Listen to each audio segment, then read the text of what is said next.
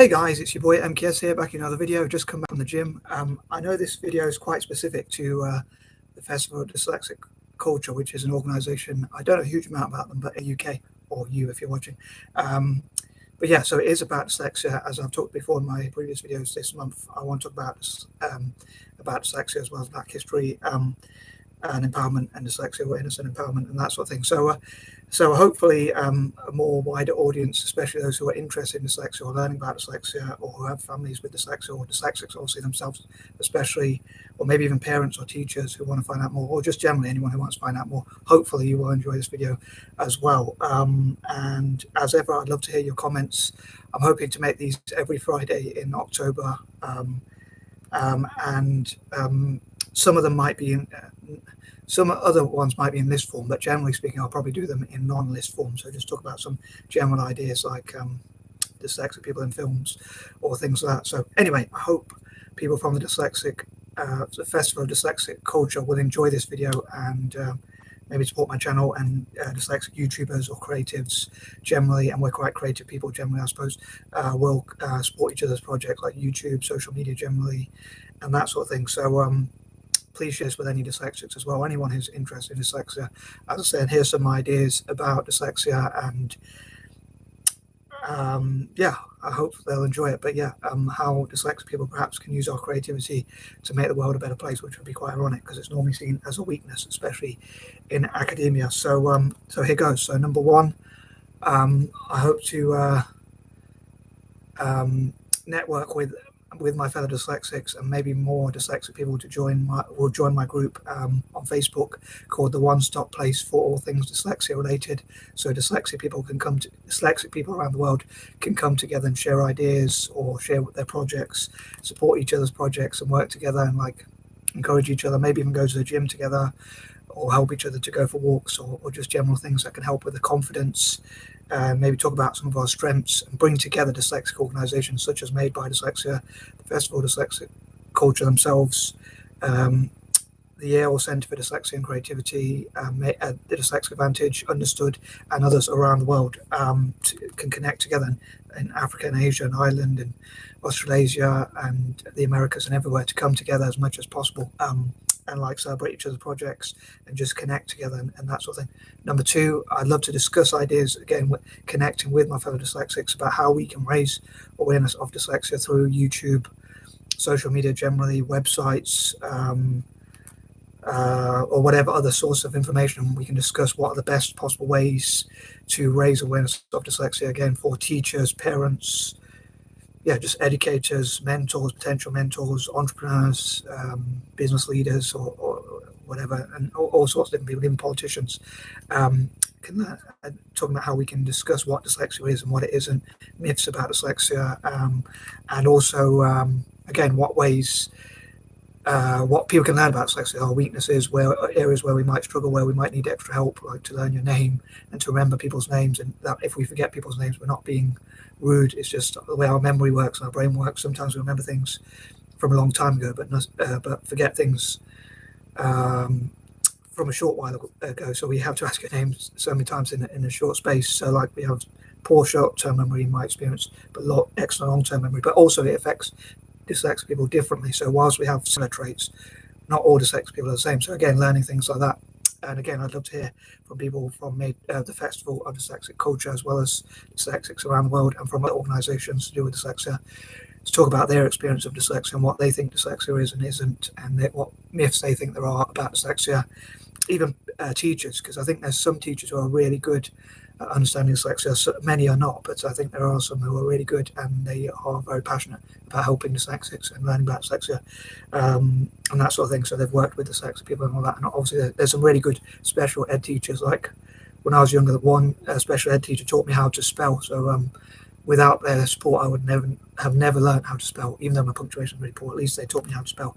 I know, I guess, where punctuation is and put too many semicolons and things like that. Unfortunately, I've struggled to change that habit, but it is something I have tried to change, but I haven't really done it so well. So I hope people appreciate my efforts. And some people told me my writing has improved a little bit, although it's far from perfect, obviously, but nothing's perfect anyway.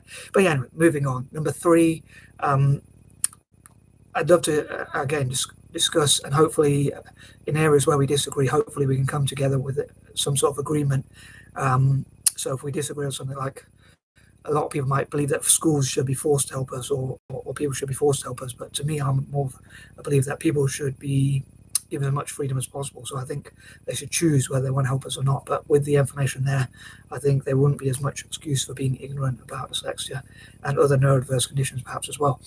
So there's a lot they can learn on Google or YouTube generally, or different websites or sites generally, again on Google, or even through books or whatever. So, but again, I don't believe it should be forced, but I think it should be done by choice. But I'd love to hear other people's opinions, which may differ from my own, and try to come to an agreement. Like, even if we disagree without arguing, hopefully we'll come to some sort of agreement. Number 4, I would love to discuss how to get dyslexic people out of crime. I think unfortunately there's a lot of people with dyslexia who have low self-esteem, who get involved in crime, or who get involved in areas where I don't think they should.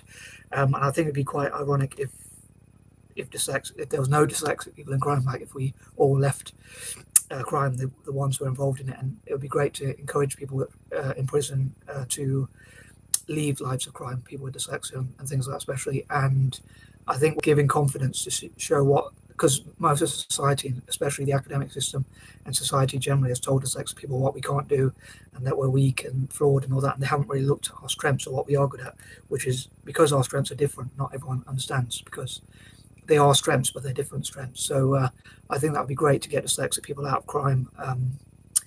And another controversial idea, I think, like,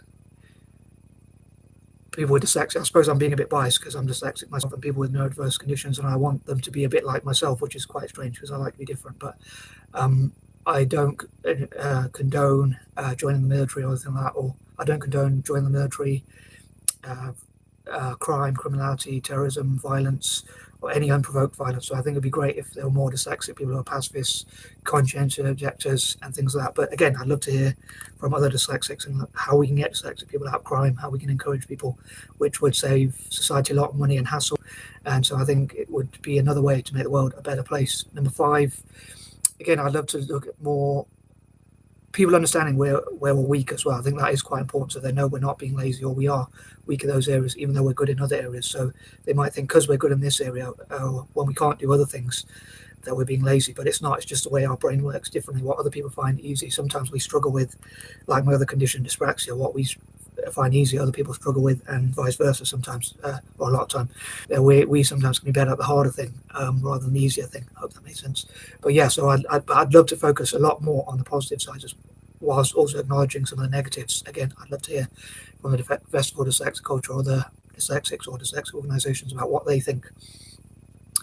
Sorry if I'm speaking fast. I want the video to be not too long. So number 6, I would love to discuss as well how, as a fan of Italian football, again, another bias of mine, I would love to, this would be a hard sell, I know, but I imagine someone who's brought up, who's dyslexic in England or Germany or somewhere else, would obviously want to support their team, or Spain, or whatever. But I'd love to encourage dyslexic people to support Italy as much as possible, and to show what our creative strengths can bring to football, so people in Italy can learn about dyslexia through football, and Italy to host events maybe in the future, hopefully, to do with football. I've dreamed about that for quite a long time, before COVID. Unfortunately, COVID scuppered a lot of my dreams and plans. So I wanted to travel to developing countries, but also to Italy, to share my football ideas, and developing countries to share other ideas. But yeah, so I'd love to see basically how dyslexic people can help Italian football to be world class again. Number 7, also for dyslexic people to support Celtic, and again to discuss how our ideas could help Celtic FC. Although I know there was a former player for Rangers called, I think it's Stephen Naismith, who's dyslexic, who's a patron of the Dyslexia Association of Scotland. Yeah, maybe like in the future we could have football games, and like symbolically to show that we can put rivalries aside. We could have organised events, even though he used to be a Rangers player, with people like, with dyslexic footballers, whatever team they played for, even rival teams, and like come together to raise money and awareness for dyslexia in the future, like for YouTube, playing games, and playing football games, matches like Soccer Aid, and maybe more dyslexic people involved in things like that. So yeah, I think that would be pretty great too, and in sports generally. and what our contributions are to sports. Number 8, I think again it'd be great to hear positive sides of dyslexia and people talking about like there could be T-shirts or things like that, like this person loves someone with dyslexia, or someone with dyslexia. I've seen a sign on YouTube someone had, which is like this someone with dyslexia makes this person proud every day. So that would be something to encourage dyslexics. Again, like looking at the positive side and also learning more about the positive side and creativity. There are already organisations doing that, but I think more people finding out about them would be great, especially in developing countries in parts of Africa and Asia and places like that, which I hope to come to in part 3 specifically. And number 9, there are even dyslexic people who are writers or authors, and I think it'd be great for people to find out about those people. So if a dyslexic person thinks they can't go into a certain area, we could show them that there are ways they can get around it, like how they can make business plans, or how they can write, and how they can express themselves and things like that. And number 10, especially, I think it's really good to help people from the youngest possible age, because if you help them, then in the future they'll have much more confidence. Again, that will probably help them to avoid crime, or help them to avoid things that they could do that will get them into trouble, or self-harm, or even suicidal thoughts in some cases, if we catch them early on and help them have that confidence. But yeah, I'd love to hear from different people, women and girls with dyslexia, the female voice as well, and dyslexic people who have done different projects, dyslexic people of colour and things like that. So again, I hope people from Festival of Dyslexic Culture will watch this video and enjoy it, and other people too. And I'm out. Peace and love.